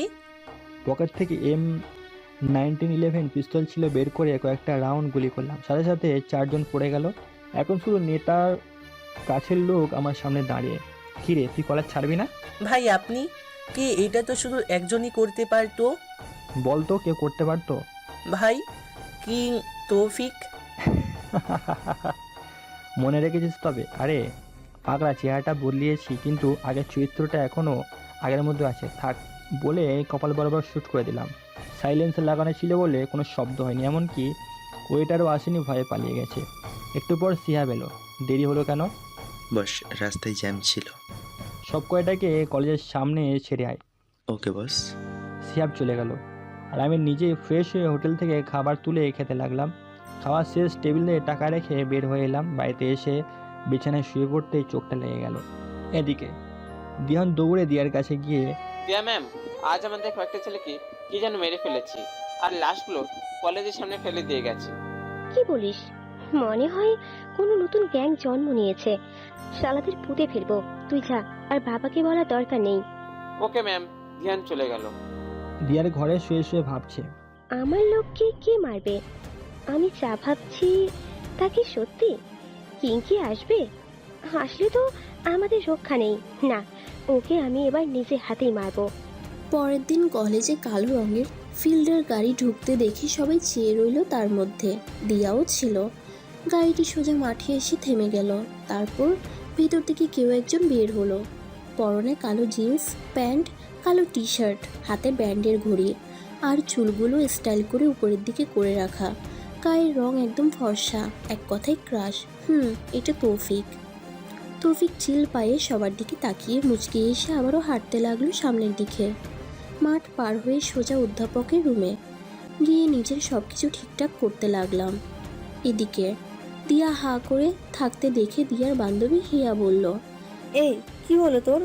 ওভাবে কি দেখছিস? ক্রাশ খেয়েছি। একেই তোর দুলাভাই বানাবো। ভালো। ছেলেরা কি মানবে? জোর করে করব, নয়তো সোজা উপরে পাঠিয়ে দেব। হিয়া জানে দিয়া ভালো নয়, তবুও ইফটিজিং থেকে বাঁচতে বন্ধুত্ব করেছে। ক্লাসে এসে বললাম। একটু পর দিহান এলো সোজা আমার সামনে। তারপর, এই তুই কে বলতো? কোথা থেকে আসলি আর আমার ক্লাসটাকে নিজে করে নিলি? ভাই কলার ছাড়ো। আর আমি কি করেছি? আমি তোর বাপ, মিশার ডান হাত, আর আমার সামনে উঁচু গলায় কথা বলিস? সাহস তো কম না? কাজটাকে তুই ঠিক করলি, পরে কিন্তু পস্তাবি। কানে কানে বললাম। তবে রে বলে মারতে লাগলো। আমি একটু মার হজম করে সবার দিকে তাকলাম। ওরা মেরে চলে গেল। তা আরো একটু পর দিয়া এলো আমার সামনে। তারপর, এই তোর নাম কি? রাহাত আমার নাম। অন্যটা বললাম। তৌফিক বললে সন্দেহ করবে। প্রেম করিস? কি না। গুড। আমাকে তোর পছন্দ হয়েছে? জি হয়েছে। বিয়ে করবি? আপনি রাজি থাকলেই করব। আমি রাজি, চল এখনই করব। না না, এখন নয়, আগে প্রেম তারপর বিয়ে। ঠিক আছে, তাহলে আজ লং ড্রাইভে যাব তোর সাথে। ঠিক আছে। দিয়ে একটা কিস করে চলে গেল। দিয়া নিজের ফাঁদে নিজে পা দিল। তোর গরম আমি কমিয়ে দেবো, চল শুধু আজ। কোনো রকম ক্লাস করে বের হতে দিয়া হাজির। তোমার বাবুটা চলো। হ্যাঁ বাবু চলো। দিয়াকে নিয়ে হাঁটতে যাবো, অমনি পেছনে জোরে কিছু একটা লাঠির শব্দ শুনতে পেছনে দেখলাম। দিহান রাগে ফায়ার। ওকে আরও রাগাতে দিয়ার কোমরটা চেপে ধরে নিজের দিকে আনলাম। তারপর গাড়িতে উঠে সোজা সুন্দর একটা 5 স্টার হোটেলে এলাম। দিয়াকে নামিয়ে ভিতরে যেতে নিব, কিন্তু দিয়া অবাক হয়ে বলল, রাহাত এখানে আনলে কেন? আরে সোনা, আমরা এনজয় করব, আমাদের রিলেশনের প্রথম দিন, চলো। দিয়া কিছু বলতে চেয়েছিল, কিন্তু না শুনে দিয়াকে জোর করে কোলে নিয়ে একটা রুমে ঢুকে দরজা বন্ধ করে দিলাম। তারপর, তুমি তো খুব ফাস্ট। সোনা তুমি রাজি আছো তো? রাজি না হয়ে পারি, আমার ক্র্যাশ চেয়েছে তাই দিলাম। সারি তোর চেয়েও বড় খেলোয়াড়কেও কাজ করেছি, আর তো তুই। তারপর আর কি, হিংস্র পশুর মতো নরম দেহটায় কামড়ে কামড়ে খেয়েছি। পুরো 3 ঘন্টায় দিয়ে আদমরা হয়ে গেছে, ওকে ছেড়ে দিলাম। তুমি তো দেখি একটা পশু, এইভাবে কেউ করে? না হলে কি মজা পাওয়া যায়? কেন, ভালো লাগেনি? যা কি যে বলো না। দিয়ে উঠতে পারছি না ব্যথা, এটা দেখে হাসলাম। তারপর নিজে ওকে তুলে নিয়ে গিয়ে ওর বাসায় রেখে আসলাম। রাতে হাঁটছি, এমন সময় একটা গাড়ির সামনে থামলো। সেখান থেকে কমসে কম 20 জনের মতো ছিল দাঁড়িয়ে। আমি ওদের কাছে যেতে মুখে রুমাল ধরে গাড়িতে তুললো। তারপর কিছু মনে নেই, চোখ খুলে নিজেকে বাঁধা অবস্থা দেখলাম। সামনে দিহান দাঁড়িয়ে। আমি মুচকি হেসে বললাম, কি হয়েছে রে, তুই এবার তুলে আনলি কেন? তো ক্লাস মেরে সাহস থাকলে তো ভালোই। শোন ভাই, আমার ওসবে ইন্টারেস্ট নেই, তোর মাল তুই রাখ, আমাদের মধ্যে ভেজাল করে লাভ নেই। তোকে 1 কোটি টাকা দিব, এখন হাতের বাঁধন খুলে দে, ব্যথা করছে, মনে হয় টোপটা গিলেছে। সত্যি দিবি তো? বিশ্বাস না হলে আমার সাথে যাবি। না তোকে বিশ্বাস করতাম, এই বাদন খুলে দে। বাঁধন খুলে ওরা পাশে দাঁড়ালো। আমি পকেট থেকে একটা সিগারেট বের করতে করতে বললাম, সবাই এগিয়ে এসো, একটা প্ল্যান বলি, আমাদের সবাই লাভ হবে। সবাই দ্রুত এগিয়ে এলো, গোল হয়ে ঘিরে ধরলো। এ সুযোগে সিগারেট জ্বালিয়ে লম্বা করে টান দিয়ে নিঃশ্বাস বন্ধ করে ধোঁয়া ছেড়ে দিলাম। আমি ধূপধাপ করে পড়তে লাগলো সব কয়টা। সব পড়তে আমি ফোন বের করে শিহাবকে ফোন দিলাম। শিহাব চলে এসো, হয়ে গেছে কাজ। ঠিক আছে। একটু পর শিহাব এলো, সব কয়টাকে তুলে নিয়ে গেল, আমিও গেলাম। সব কয়টাকে বেঁধে রেখেছি। শিহাব জাগা হয়ে থাকে। শিহাব গরম পানি মেরে দিল সবার মুখে। গরম পানির পড়ায় সবার জ্ঞান ফিরল, আর নিজেদের বাঁধা অবস্থা দেখে বলল, কিরে শিহাবের বাচ্চা, তুই আমাকে বেঁধে নিয়ে এসেছিলি, তোকে তো আমি তাও তোদের না ভাই, আমার অত সাহস নেই, থাকলে আগেই আনতাম। তো কার এত সাহস আমাকে তুলে এনেছে? আর হাত কই? দেখলে চিনতে পারবি তো? কাকে? তোদের জন কিং তৌফিক কে সামনে থাকে, দেখ আসছে কিং। দিয়ার সামনে তাকিয়ে একদম জমে গেছে, কারণ সামনে আমি দাঁড়িয়ে। ভাই ভাই আপনি কি কিং? হ্যাঁ ভাই, তা বল তোদের কি করব? ভাই আমাকে মাফ করে দেন দয়া করে, আমি আপনাকে চিনতে পারিনি। সে জানিস সে আমাকে চর মেরেছে, ক্লাসে কলার ধরেছে, তবুও কি ছেড়ে দিব? সেটা কি পুঁতে ফেলবো বস, শুধু হুকুম করুন। জানো এ আমাকে কি করেছিল? আমার মাথায় বাড়ি দিয়েছিল, বুকে গুলি করেছিল, তাও বলেছে মাফ করে দিন। বলি শালা, আমি তো অত ভালো নয় রে, ভালো নয়। ঘ্যাঁচ করে 4 কোপে দিহানের হাত পা আলাদা করে দিলাম। কোনো শব্দ নেই মুখে, কারণ কোপ মারার আগে টেপ লাগিয়ে দিয়েছিলাম। বস মরে যাবে তো, কিছু করুন। শিহাব তুমি শ্যুট করো, আমি ওর মাথা আলাদা করে দিব একসাথে। শিহাব AK-47 দিয়ে পুরোপুরি বুকে গুলি করতে লাগলো। আমি ওর ধর থেকে মুন্ডু আলাদা করে দিলাম। একে একে সব কয়টাকে মেরে সবার বুকে লিখে দিলাম কিং ইজ ব্যাক। তারপর সব লাশগুলো নিয়ে চলে গেল সোজা কলেজ মাঠে ঝুলিয়ে দিতে। পরের দিন কলেজে যেতেই দেখলাম পুলিশের ভিড়। এতগুলো লাশ কিসের আর কে করেছে খুন সেসব নিয়ে পুরো কলেজ ঘিরে রেখেছে। কই থেকে যেন দিয়ে আমার সামনে এসে জড়িয়ে ধরে কান্না করতে লাগলো। এর কান্না দেখে নিজের খুব খুশি লাগলো, তবুও মন খারাপ করে বললাম, কি হয়েছে জানো, কান্না করছো কেন? আসলে আমার লোক দিহানের খুন হয়েছে। কি খুন? কে করেছে? দিয়া চারিদিকে চোখ ঘুরিয়ে এগিয়ে এসে বলল, কি? তৌফিককে চেনো? সে খুন করেছে। আমিও তো শুনেছি মিসার গ্যাং ওকে 4 বছর আগে খুন করতে নিজেই ডন হয়েছে। তুমি এগুলো জানো কি করে? আসলে আমি এতদিন লন্ডনে ছিলাম, দেশে আসার পর সব শুনেছি লোকদের মুখ থেকে। ও তাই বলো। দিয়ে আমি যতদূর জানি দিহান কাল রাতে আমাকে তুলে নিয়ে গিয়েছিল। কি? দিহান তোমায় তুলে নিয়ে গেছিল? হ্যাঁ, আর মেরেছিও। কিন্তু হঠাৎ কেউ একজন দানব আকৃতি পুরো 6 ফিট 2 ইঞ্চির মতো, প্রায় আমার মতো বডি বিল্ডার, মুখে কিংয়ের মতো মাস্ক পরে এসেছিল। এসে সব কয়টাকে শ্যুট করে আমার হাতের বাঁধন খুলে দিয়ে দিহানদের নিয়ে গিয়েছিল। দিয়ার দিকে তাকিয়ে দেখি ও কাঁপছে, হাত পা থরথর করছে, মনে হয় পড়ে যাবে, তাই ধরলাম। তারপর ওটা ওটা ওটাই কিং ছিল? কি কিং? রাহাত প্লিজ আমাকে পাশে নিয়ে চলো প্লিজ। ওকে বলে ওকে নিয়ে ওর বাসায় আসলাম, ওর রুমে। হ্যাঁ, দিয়ে আমার না ইচ্ছে করছে। রাহাত আমি চিন্তায় আছি, প্লিজ আজ নয় অন্যদিন। কিন্তু কে শোনে কার কথা? ওর ওই মানসিক চিন্তার মাঝেও শারীরিক নির্যাতন করে ধুকে ধুকে মারবো। এবার পুরো 1 ঘন্টা নিজের চাহিদা মিটিয়ে পরে থাকা কাপড়গুলো পরে নিলাম, দিয়াও পরে নিল। তারপর তোমাকে মানা করলাম, শুনলে না কেন?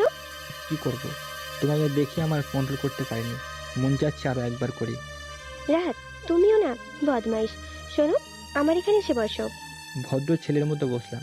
আসলে রাহাত, কিং আমাকেও মারবে। কিন্তু ভালো, তোমাকে মারবে কেন?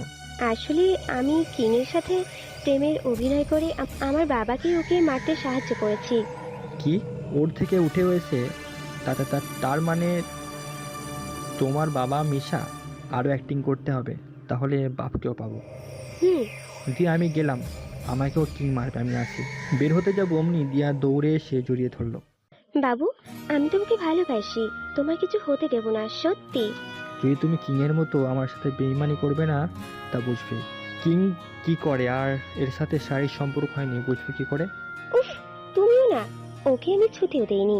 এখন প্লিজ আমার সাথে 5 দিন থাকো, বাবা বাইরে আছে, বাবা আসলেই তোমার সাথে পরিচয় করিয়ে দেব, তোমাকে নিয়ে দেশ ছেড়ে যাব। কিন্তু আমি যে তোমার সামনে থাকলে কন্ট্রোল করতে পারবো না। কন্ট্রোল করতে বলেছে কে? ধাক্কা দিয়ে ফেলে দিল। মনে মনে ভাবছি প্রতিশোধের জন্য আমার স্ত্রী হকটা নষ্ট তো করছি না, কিন্তু পরক্ষণ নরপশু জেগে উঠেছে খুবলে খুলে খাওয়ার জন্য। এই কদিন ছিলাম রোজ ওকে ভোগের ন্যায় ব্যবহার করেছি। 5ম দিন ওর বাবার আসার কথা, তাই সকালবেলা ইচ্ছে মতো ভোগ করে বের হতে যাব, ও আমাকে আটকালো। রাহাত, কোথায় যাচ্ছ? বাবা আসবে আজ। আমার কাজ আছে, তুমি থাকো, আমি 5 দিন পর আসবো। আর শোনো, আমার কথা তোমার বাবাকে বলবে না, কেমন? ঠিক আছে। চলে আসলাম এই জন্য আমার এখনও কয়েকজনকে শেষ করতে হবে। ফোন বের করে জ্যাককে ফোন দিলাম। Hello boss. জ্যাক খোঁজ নাম, 3য় ব্যক্তি কই আছে? বস, আজ রাত 8টায় বের পাবেন। না জ্যাক, ওকে আমি বাড়িতে পেতে চাই। শুনেছি ওর নাকি বউ খুব সুন্দর। বাড়ির ঠিকানা দাও। গুলশান রোড 3412 নাম্বার বাড়ি। ঠিক আছে জ্যাক, খেলা হবে আজ। ফোন কেটে শিহাবকে জানালাম। পরে আমি সাধারণ ফোন নিয়ে হুবাইরাকে ফোন দিলাম। আসসালামু আলাইকুম। ওপাশ থেকে কোনো কথা নেই, বুঝলাম অভিমান করেছে। তাই আমি জানি কেউ একজন অভিমান করেছে, অবশ্য করারই কথা। আমি খুব শীঘ্রই আসছি তার কাছে। সে কি এখন কথা বলবে? না, সে শুনবে না। আমি এক্ষুনি তাকে দেখতে চাই। সে না আসলে আমি যেখানে যাব সে সেখানে আসে। কি আর করার, এখন 8টা বাজে। আমি ঠিক 12টায় তার সামনে থাকবো, কিন্তু শর্ত আছে। হ্যাঁ হ্যাঁ, বলো, আমি রাজি। আমার পছন্দের বিরিয়ানি আর খাসির মাংস কষা চাই, এবং আমার বউকে নিজে রান্না করতে হবে। ওপাশ থেকে হো হো করে হাসার আওয়াজ পেলাম একটু পর। আরে বর সাহেব, আমি সেসব জানি। যতই হোক আমার বর বলে কথা। তা আমি রান্না করতে লাগলাম, ঠিক 12টায় যেন কলিং বেল বাজে, না হলে। থাক, আর বলতে হবে না, আমি আসছি। ওকে, আল্লাহ হাফেজ। আল্লাহ হাফিজ। কোনো কিছু না ভেবে দ্রুত শিহাবকে বলে এয়ারপোর্টের উদ্দেশ্যে যেতে লাগলাম। দ্রুত ভিতরে গিয়ে সব কিছু ঠিকঠাক করতে প্রায় 1 ঘন্টা 30 মিনিট লেগে গেল, আর এয়ারপোর্টে আসতে প্রায় 30 মিনিট। এখন 10টা বাজে। কপাল বেয়ে ঘাম ছুটতে শুরু করেছে। একটু পর অনুমতি দিলে হেলিকপ্টার ওঠার। হেলিকপ্টারে করে বগুড়া 5 স্টার হোটেল মোমোইনিতে ল্যান্ড করতে 45 মিনিট লেগে গেল। দ্রুত সেখান থেকে হোটেলের মধ্যে গিয়ে সব কিছু ঠিকঠাক করতে আরও 30 মিনিট লাগলো। তারপর গাড়িতে করে বাড়িতে আস্তে আস্তে প্রায় আরও 30 মিনিট লাগলো। কপাল বেয়ে এতক্ষণ ঘাম বের হলেও ছোটাছুটি সার্থক হয়েছে। 15 মিনিট আগে এসে গিয়েছি। আশেপাশের দোকান থেকে পুরো দোকানে চিপস কিনতে আরও 10 মিনিট শেষ হলো। দ্রুত দরজার সামনে গেলাম। ঘড়ির দিকে তীক্ষ্ণ দৃষ্টিতে তাকিয়ে আছি, 11টা 59 বাজে। আর মাত্র 1 মিনিট ঘড়ির মিনিটের কাঁটা 12তে ঠেকতেই কলিং বেলে চাপ দিলাম, সাথে সাথে দরজা খুলে গেল। সামনে তাকিয়ে সব ক্লান্তি দূর হয়ে গেল নিজের স্ত্রীকে দেখে। আর স্ত্রী আমার ব্যস্ত হয়ে পড়লো তার ওড়না দিয়ে আমার ঘামগুলো মুছে দিতে। তারপর আমার দিকে তাকিয়ে ফিক করে হেসে দিল। এই হাসির জন্য এত কিছু। সবাইটার পিছনে আমার শাশুড়ি এসব দেখে হেসে কিছু না বলেই চলে গেল। তুমি পারো বটে, একদম সঠিক সময়ে বেল বাজিয়েছ। আর এত ঘামছো কেন? হাজার হলেও একটা মাত্র বউ আমার, তাকে কথা দিয়েছি ঠিক সময় আসবো, তাই তো এত দ্রুত এসেছি। খুশি হয়েছো? খুব। এসো, ভিতরে এসো। আমি শুধু ডাইনিংয়ে গিয়ে বসে পড়লাম। পাশে আমার আরেক মা ছিল। তিনি আমার দিকে মমতাময়ী হাত দিয়ে আদর করে বলল, আমার ছেলেটাকে দেখি খুব টেনশনে ফেলেছিল আমার মেয়ে। মা, খুব। উফ, এতগুলো পথ এত কম সময় চলে এসেছি যে কি বলবো। পাগল ছেলে। আর কই ছেলে বাবা, আমার কথা কি তোমার মনে পড়ে না? মা, আমার যাদের জন্য করুণ অবস্থা হয়েছে আমার দেশে খারাপ অবস্থা চলছে, তাদের উপর পজিশন নিতেই আমি দূরে আছি। প্রতিশোধ না নিয়ে ক্ষমা করে দাও। মা, আমি অত ভালো নই, আমার সাথে যা করেছে সেটা মাফ করলাম, কিন্তু আমার ছোট সেই সব অনাথ ভাই বোনেরা যে আমার জন্য কেঁদেছে, আমি কি তাদের এই কান্না ভুলতে পারবো? কখনোই না মা, কখনোই না। হুবাইরা একের পর এক আইটেম নিয়ে এসে রাখছে। একটু পর আমাকে আর মাকে সার্ভ করে দিল, কিন্তু সে বসলো না, আমি বলার পরও না। আমার খাওয়ার দিকে তাকিয়ে এসে মা মনে হয় কিছু একটা আন্দাজ করেছে, তাই খাবার নিয়ে রুমে যেতে হুবাইরা আমার কোলে বসে পড়লো। তারপর অভিমানী কণ্ঠে, তুমি তো রাক্ষস, আমাকে খাওয়াবে কে? কেন, তুমি তুলে খাবে? আই হনুমান, তুমি থাকতে আমি কেন তুলে খাবো? তুমি তুলে খাওয়াও। বললাম তো পারবো না। সত্যি তো? আমাকে খাওয়াবে না? আমিও খাবো না। কাঁদো কাঁদো কণ্ঠে কথাটা বলে উঠে যাবে এমনি ওকে কোলে বসিয়ে গালে হালকা কামড়ে দিয়ে বললাম, আমার বউটা তো দেখি খুব অভিমানী। আমি তোমার বউকে একটু রাগাতে চেয়েছিলাম, কিন্তু সে মন খারাপ করবে জানলে বলতাম না। তাই বলে গালে কামড় কেন দিলে? আমি আবার কামড় দিলাম। তারপর কেনই আমার বউকে কামড় দিব? চুমু দিব, আদর করবো, তাতে ডক্টর ম্যাম আপনার কি? হইছে হইছে, এখন খাওয়াও, ক্ষুধা পেয়েছে। কি আর করবো, পাঠক পাঠিকারা একটা মাত্র বউ, যতই মাস্তান হই না কেন বউয়ের কাছে রোমান্টিক আর ভীতু হতে হয়। বউকে খাওয়াচ্ছি আর আমিও খাচ্ছি। খাওয়া শেষ, হুবাইরা হাতে কামড় মেরে দিল। আহ, কি হলো? এটা কামড় দিলে কেন? আমার একটা মাত্র বর বিয়ের প্রথম এত আদর করে খাওয়ালো, তাই একটু তাকে আদর করলাম। এটা আদর? কামড় দিয়ে আদর? এই যে মিস্টার, আমি আমার স্বামীর হাতে কামড় দিয়েছি, তাতে আপনার কি?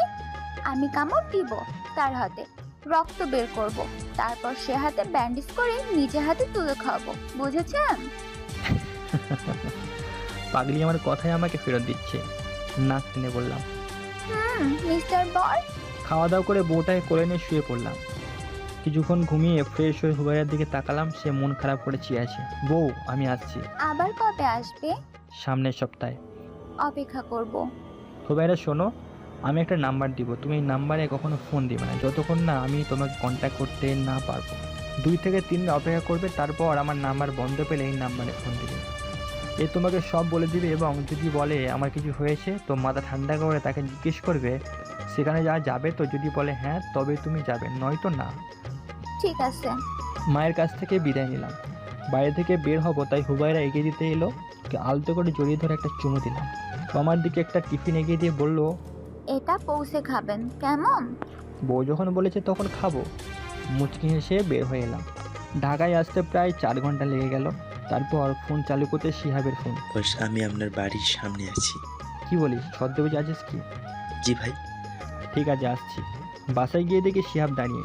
দেখে মনে হলো কিছু খাইনি, মুখ শুকনো।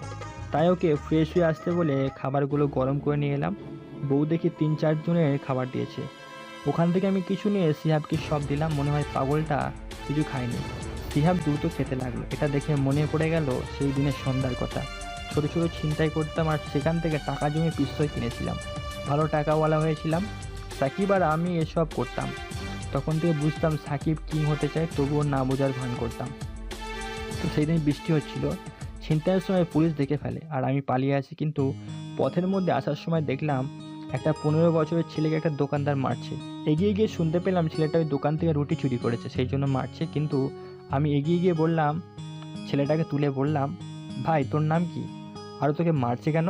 ভাই আমার নাম শিহাব, আর ইনি আমাদের কী সব একটা প্যাকেট এগিয়ে দিয়ে বলছেন এগুলো যেন আমি বিক্রি করি, কিন্তু আমি বিক্রি করতে অস্বীকার করাই আমাকে রুটি চড় বলে মারছে।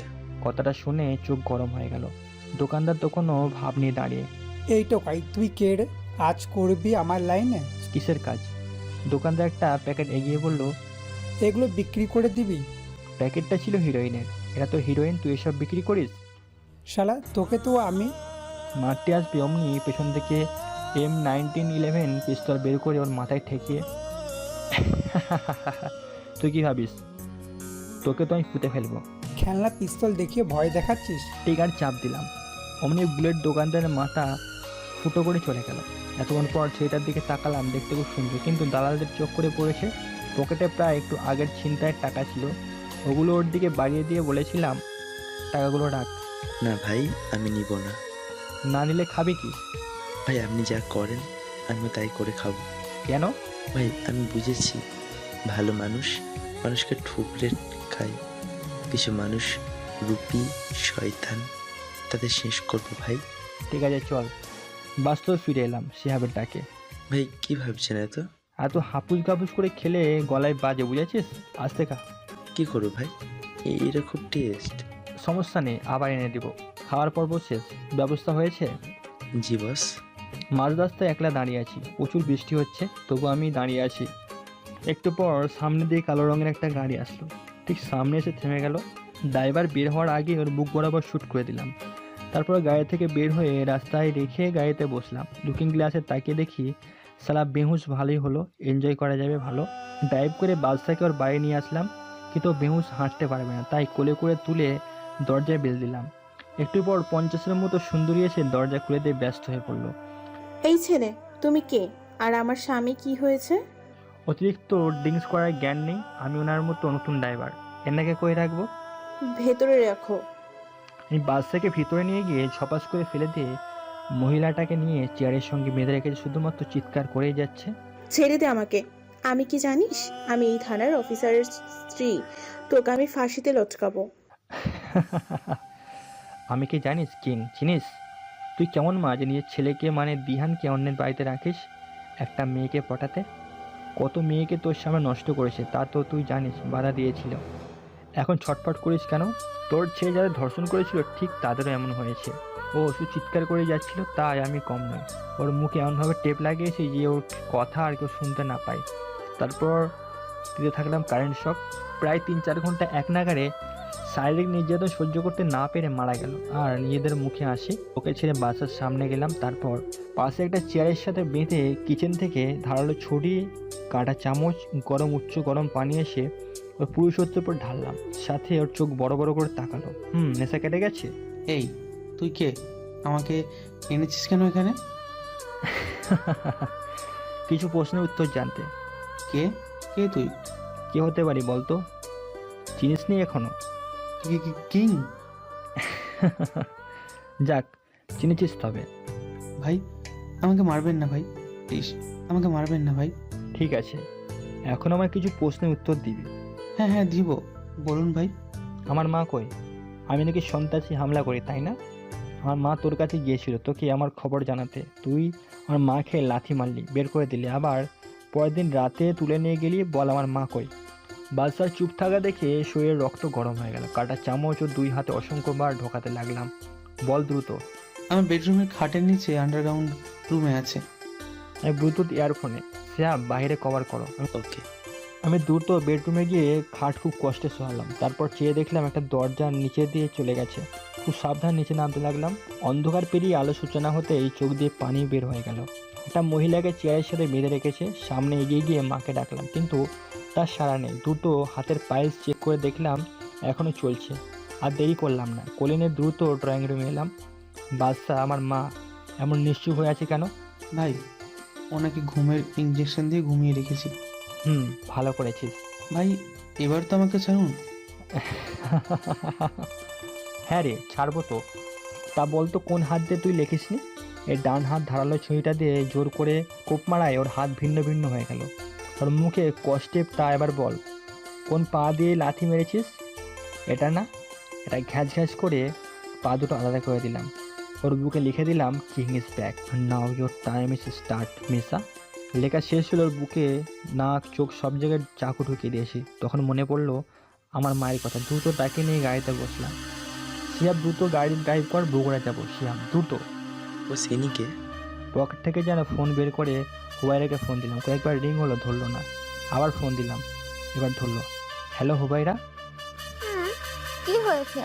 সারাদিন মনে থাকে না, শুধু রাতেই মনে পড়ে আমার কথা। এখন ফাজলামো রাখো, আমি আসছি। তোমার ডাক্তারি যত যন্ত্রপাতি আছে বের করে রাখো। কেন? আমার এমন লাগছে কেন তোমার কণ্ঠ? হুবাইরা, তোমায় যা বলেছি তাই করো, দ্রুত। ফোন কেটে মায়ের মাথায় হাত বুলিয়ে দিতে লাগলাম। কদিন পর দেখলাম একদম শুকিয়ে গেছে। প্রায় 4 ঘন্টা পর বাড়িতে এলাম। আমি কলিং বেল বাজাবো এমন সময় খুলে গেল। আমি কথা না বলে দ্রুত মাকে পাশের রুমে নিয়ে গেলাম। তারপর হুবাইরা দেখে তো আমার মার কি হয়েছে, জ্ঞান নেই কেন? কি? এটা তোমার মা? হ্যাঁ হুবাইরা, এখন কথা কম বল, দ্রুত দেখো। হুবাইরা একবার চোখ আবার পাইল চেক করছে, একটু পর কই থেকে যেন সিলাইন নিয়ে এসে তার লাগিয়ে দিয়ে হাসি মুখে বলল, সমস্যা নেই জনাব, উনি ঠিক আছে। তার মনে হয় কোনো অন্ধকার বা আলো বাতাসবিহীন জায়গায় রাখা হয়েছিল, যার জন্য খাওয়া দাওয়া করলেও এমন হয়েছে। আর প্রচুর ঘুমের ইঞ্জেকশন দেওয়া হয়েছে। হুবাইরা, বাড়িটা আবার পাল্টাতে হবে, দ্রুত সব কিছু গুছিয়ে নাও। কেন? এটা তো ভালো আছে। না হুবাইরা, তুমি যাও। আমার মা কই? ঘুমিয়ে পড়েছে। ঠিক আছে, ডাকতে হবে না বলে নিজে গিয়ে কোলে করে রুম থেকে গাড়িতে বসালাম। তারপর আমার নিজের মাকেও বসালাম, তারপর হুবাইরা এলো। কিন্তু আগে কার গাড়িটা আমি অন্য একটা সোলজার দিয়ে বহুদূর নিতে গিয়ে নষ্ট করে দিতে বলেছি। দুইটা মা আর বউ আর সিহাবকে নিয়ে বেরিয়ে পড়লাম। একটু পর বিশালাকে বাড়িতে আসলাম। এটাই হলো আমার আসল বাড়ি, যা কেউ জানে না।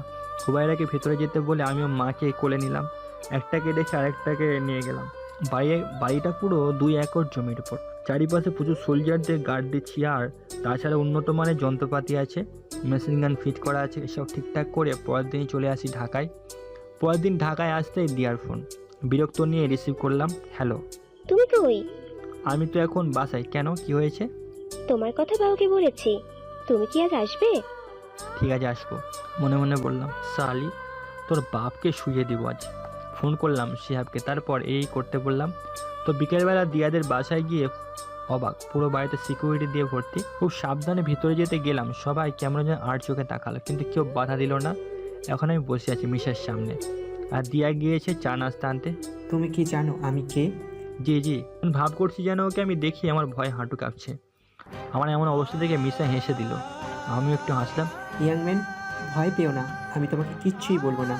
আমি চাই সবাই আমাকে দেখে ভয় পাক, কিন্তু তুমি আমার জামাই হবে।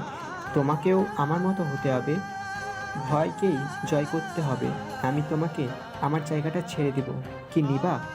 না না বস, আমি এসবের মধ্যে জড়াতে চাই না। তবু আপনি বললে আপনার মতো হব, তবে আপনার জায়গা আপনারই থাকবে। সাব্বাস, তোমাকে আমার পছন্দ হয়েছে। তোমাকে আমার মেয়ের যোগ্য হিসেবে নির্বাচিত করলাম। আজ 8টায় তোমাদের বিয়ে, রাত 12টায় তোমাদের ফ্লাইট আমেরিকায়। ওখানে হানিমুন সেরে ফেলবা, আর না হলে প্লেনেই সারতে পারো, প্রাইভেট জেটে যাবে। মানে যৌতুক চাচ্ছ নাকি? আসলে আমার তো বাবা মা নেই, আপনি আর বাবার মতো। আপনি যা বলবেন তাই হবে। রাত, মন খারাপ করো না, আমি আছি। চলো বিয়ের সব কিছু রেডি করি। রাত 8টা, সব কিছু রেডি। একদিন কাজী বিয়ে পড়াচ্ছে। আমাকে কৌল বলতে বলার সাথে সাথে কাজী মাথা থুকড়ে পড়ে গেল, আর একটা গুলি ঠিক মিশার লাগতে আসছিল, কিন্তু আমি দ্রুত মিশাকে ধাক্কা দিয়ে সরে দিলাম। এমনি গুলিটা আমার বাম হাত ফুটো করে দিয়ে সাথে সাথে পুরো বিয়ের আসর গোলাগুলিতে ব্যস্ত হয়ে পড়লো। শুধু শুধু হাওয়াতে ফায়ার করতে লাগলো। মিশা মাটি থেকে উঠে অবাক হয়ে তাকালো আমার দিকে। ততক্ষণ আমি ভয়ে আর ব্যথার নিচে শুয়ে পড়েছি। মিশা দ্রুত আমাকে নিয়ে ঘটনাস্থল ত্যাগ করলো। ভাবছেন কি হলো? আরে ভাই, এটাই আমার প্ল্যান ছিল। আর গুলি হামলা করেছে আমার লোকেরাই। আর আমি মিশাকে কেন বাঁচলাম? আরে ভাই, ওর বিশ্বাস অর্জনের জন্য এমনটা করলাম। হসপিটালের বেডে শুয়ে আছি, পাশে দিয়া আরেক পাশে মিশা। বাবা, তুমি আমাকে বাঁচাতে নিজেকে মৃত্যু দ্বারে ঠেলে দিলে কেন? আপনি আমার বাবা আর হবু শ্বশুর, আপনাকে রক্ষা করা আমার দায়িত্ব।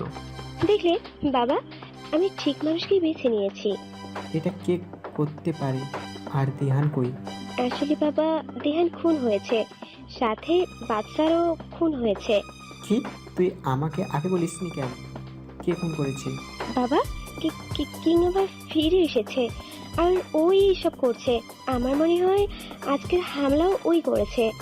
দিয়া, তুমি বাইরে যাও, জামাইয়ের সাথে কথা আছে আমার। আমি থাকলে কি হবে? তুমি বাইরে যাও। দিয়া চলে গেল। রাহাত, আমি জানি তুমি কে। মানে? তুমি লন্ডনে একজন মাস্টার, তাই তো? আপনার কাছে লুকাবো না। হ্যাঁ সত্যি, আমি লন্ডনে একজন মাস্তান দলের লিডার। তুমি এখানে আসছো কেন? আমি এখানে এসেছি কিংয়ের খোঁজে। যে কিং 4 বছর আগে মারা গিয়েছিল, তাকে আমি লন্ডনে দেখেছি। আর আপনি নাকি ওকে মেরেছেন, তাই আপনার সাহায্যের জন্য এসেছি। কেমন সাহায্য?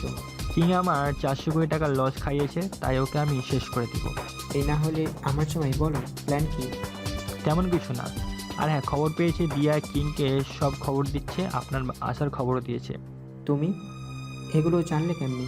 বাবা, আমি লন্ডনের মাফিয়ার লিডার। অনেক উন্নত প্রযুক্তি আছে আমার কাছে। আপনি কি প্রমাণ চান? হ্যাঁ হ্যাঁ, বলো। আপনার মেয়ে আপনাকে কেন দিহান আর বাদশা খুনের কথা বলেনি জানেন? জানলে আপনি আসতেন না, তাই। আর আপনাকে সহ আমাকেও কিং মারবে। এখন কি করব? শুনুন, আগে দিয়াকে মেরে দেবো, তারপর কিংকে পাকড়াও করব। হ্যাঁ, দিয়াকে মারার আমার কিছুই না, আর ও আমার মেয়েও না। এটাও জানি, তাই তো আপনার সাথে বেইমানি করছে। এখনই দিয়াকে শেষ করে দিই। আপনি বোকা কেন? এমন চাল চালবো সাপও মরবে, লাঠিও ভাঙবে না। তারপর সব বললাম মিশাকে, এটা আপনাদের না জানলেও চলবে। বাহ, দারুণ বুদ্ধি তো। তো দুজন মিলে রাজ করবে এই বাংলাদেশ, কি বলো? আমি আবার ফিরে যাব লন্ডনে, বাংলাদেশ আপনারই থাকবে। এটা শুনে মিশা খুশিতে লাফাতে লাগলো। তারপর সত্যি? সত্যি। আর শুনুন, আমি শুনেছি কিনে আপনার লোকদের কিনে নিয়েছে, তাই কারো উপর বিশ্বাস না করাই ভালো। তো কী করবো এখন? সুস্থ হই, আমার লোকজন দেশে আসলে কিংয়ের খেল খতম করে দেব। 10টা দিন হসপিটাল থেকে মিশাকে নিয়ে নির্জন জায়গায় আসলাম। সিয়াবকে প্ল্যান বুঝিয়ে দিচ্ছি, এমন সময় পেছন থেকে দিয়া হাত চালিয়ে দিয়ে বলল, বাহ, তুই তো খুব ড্রামাবাজ। নিজেই কিং হয়ে রাহাত সাজিস। বাবাকে বলবো? আমি তো রাহাত, কিং হব কেন? আমি জানি কিং তুই, রাহাত নয়। বল, আমার রাহাত কই? আমি অট্ট হাসি দিয়ে বললাম, তোর রাহাতকে পাবে, কিন্তু ছোট্ট কাজ করতে হবে, পারবি? রাহাতকে পেতে হলে আমি সব করব, তুই বল। তুই তোর বাপকে খুন করতে পারবি? হ্যাঁ পারবো, তবুও আমার রাহাতকে চাই। নিজের বাপকে মারতে পারবি? শোন, বাপ হয়েছে তো কি হয়েছে, আমি আমার রাহাতকে চাই। আজ এই রাতেই মিশার শেষ দিন। এমন সময় মিশা আড়াল থেকে বের হয়ে বলল, জামাই ফাটিয়ে দিয়েছো। তা মা, তুই রাহাতের জন্য আমাকে মারবি? রাহাত, তুলে নিয়ে এসো। বর্তমানে সামনে দিয়াকে বেঁধে রাখা হয়েছে, আর ওর মুখে ও কষ্টেপ দিয়ে আটকে দিয়েছি। ওর কানে গিয়ে আস্তে আস্তে বললাম, তুই আমাকে ধোকা দিয়েছিলি তাই না? এবার তোকেও ধোকা দিলাম। কত বড় সাহস আমাকে মারবে জামাই বুঝি? দাও, আমি কে? বলে মিশা চলে গেল। আমি তার উপর জমে থাকা রাগ ওর উপর খাটলাম। তারপর শরীরের কিছু অঙ্গ কাটলাম। শেষে ওর নিস্তেজ হয়ে যাবে ওর দেহ, তার আগে পুরো শরীরে জুড়ে চাকু ঢুকিয়ে ফুটো করে দিলাম। শেষ ধর থেকে মাথা নামিয়ে দিলাম। এমন হওয়া উচিত বিশ্বাসঘাতকদের শাস্তি। এমন সময় পেছন থেকে কিছু একটা এসে ডান হাতে লাগলো। পেছনে ফিরে দেখি মিশা। খুব অ্যাক্টিং পারিস তুই কি? আসলে তুই হাজারে একটা। বাহ ভাই বাহ, মানতে হবে তুই বড় মাপের অভিনেতা। কি বলছেন এসব? আমি আরে পাগলা, আমি তো চালাকি বুঝিনি, কিন্তু তোকে সন্দেহ হয়েছিল কেন জানিস? তোর শরীরে আমি চিপ লাগিয়েছিলাম। সেই 10 দিনে তুই যা বলেছিলি সব শুনেছি। আবার হয়তো ভাবছিস তুই আমার এই মেয়েকে ধোকা দিয়ে মারলি, কিছু বলবো না কেন? আরে এটা তো সিম্পল, ও আমাকে মারতে চেয়েছিল। বাহ, তোর তো দেখি খুব বুদ্ধি হয়েছে রে। বলতে আরও একটা গুলি ডান বুকে লাগলো। ফিনকিরে রক্ত বের হতে লাগলো। অতিরিক্ত রক্ত পড়ায় চোখ বন্ধ হয়ে এলো। ডান হাতে তালুতে প্রচুর জোরে কামড় দিয়ে চোখ খুলে রাখলাম। মিশার পায়ে হাত চলে গেল। হ্যাঁ রে, হয়েছে, সব তো দেখে শেখা। আর শোন, পা ধরে লাভ নেই, আমি তোকে ক্ষমা করবো না রে। এখন যা, উপরে যা। আবার গুলি করতে যাব, অমনি ওর পা ধরে জোরে টান মারলাম। তাল সামলাতে না পেরে পড়ে গেল, সাথে হাত থেকে পিস্তলও পড়ে গেল। আমি রহস্যময় হাসি দিয়ে গুলি থেকে সমস্ত বুলেট বের করে নিলাম। তারপর চল এবার হ্যান্ড টু হ্যান্ড ফাইট হোক। চল হয়ে যাক। মিশা একের পর এক কিক মারতে লাগলো। আমি সেগুলো কভার করে হিমশিম খেয়ে গেলাম। এদিকে রক্ত বের হচ্ছে প্রচুর। হঠাৎ এক লাথি বাম হাতের ক্ষতস্থানে লেগে গেল। তবুও নিজেকে ঠিক করে পকেট থেকে ছোটো মাপের 2 ইঞ্চি বার্মিস চাকু বের করে নিলাম। তারপর বুলেটের মতো দৌড়ে মিশার হাত পায়ে বসাতে লাগলাম, একদম তামিল মুভির মতো, যেটা নায়ক ছিল আল্লু অর্জুন। যাই হোক, মিশার ক্ষতস্থান ছোট হলেও প্রচুর ইনজুরি হতে লাগলো, আর মিশা কুপকাপ হয়ে বসে রইল। পাশ থেকে পিস্তলটা রিলোড করে ওর সামনে বসলাম। তারপর, কি পাগলা, তুই আমাকে মারবি? তোর মা আমার হাতে বন্দি, কোথায় আছে আমি ছাড়া কেউ জানে না। তুই তো দেখি বোকা।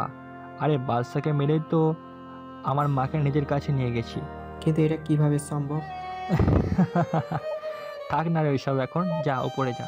বল না রে, কিভাবে তুই বাদশার খবর পেলি? আরে সব জানবি কেন, এত শখ তোর? সেটা না জানলে আমি মোটেও শান্তি পাবো না রে। কোনো কথা না বলে ম্যাগাজিনের সব কয়টা বুলেট ওর কপালে ঢুকিয়ে দিলাম। এতক্ষণ রক্ত বের হয়ে গেছে, ধীরে ধীরে চোখ বন্ধ হয়ে আসছে, হয়তো মারা যাব। হুবাইরা মুখটা ভেসে উঠলো চোখের সামনে। চোখ বন্ধ করার আগে দেখলাম কি একজন দৌড়ে আসে, তারপর কিচ্ছু মনে নেই। এদিকে পুরো 1 সপ্তাহ হয়ে গেল। আমার খবর না পেয়ে হুবাইরা ওকে দেওয়া ফোন নাম্বারে ফোন দিল 4 মাস পর। আস্তে আস্তে চোখ খুলে তাকালাম।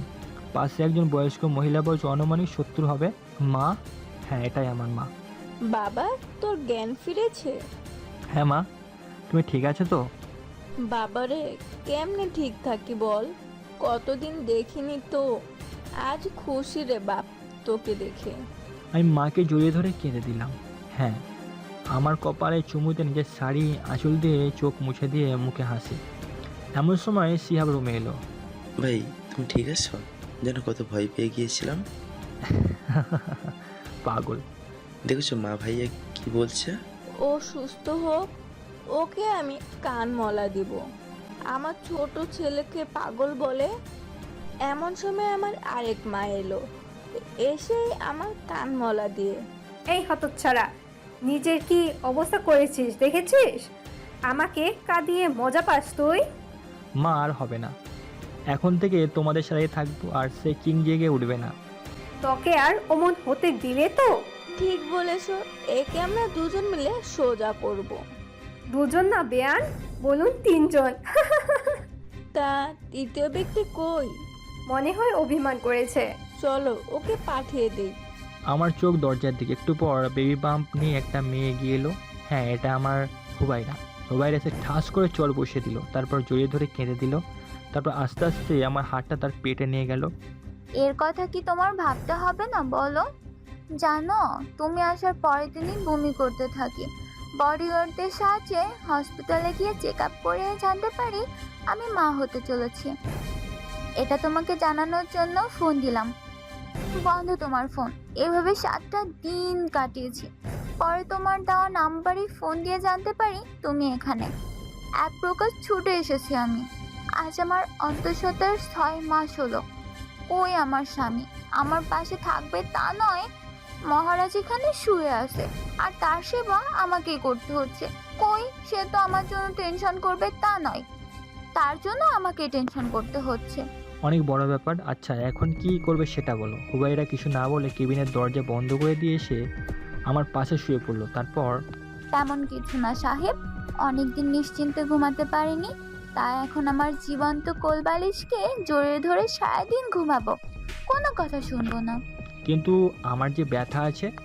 থাকে থাকুক, তবুও ঘুমাবো, ওসব শুনবো না। বলে চোখ বন্ধ করে নিল। আমি ওর মুখের দিকে তাকিয়ে আছি। কি সুন্দর আমার মায়াবতী।